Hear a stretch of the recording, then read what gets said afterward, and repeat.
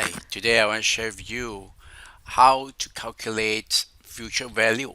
So if you deposit a 675 ringgit today and a bank give you 4% interest annually, so after that, after 10 years, right, you get 1,000. So and the functions is using the future value. So at 4% after 10 years, right, you only deposit one time, 675. And at the beginning of that period, right, you only put one time. So that is 1,000. So in other words, right, a 675 can grow to 1,000 uh, grow to 1,010 years, right? Given that the interest is 4%, that's FV. So, uh, but how do I get 675?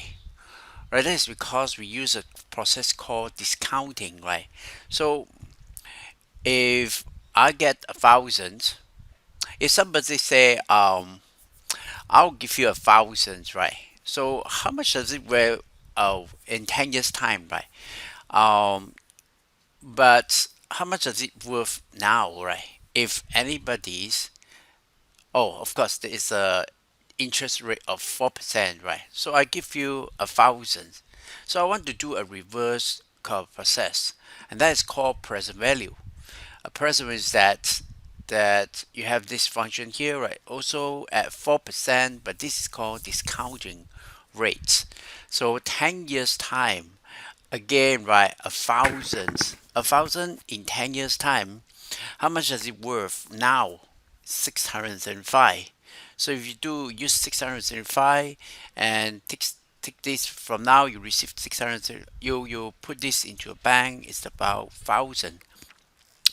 So that is the the idea of this. How much of 100 word worth that's called capitalized, right? If it's how much is 100 received in 5 years be worth today, right? And it's called discounting.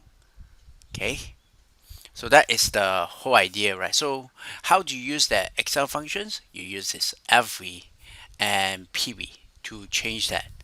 Now, um, the FV of PV can be also used to calculate an annuity, right? So I will show you here in our next video.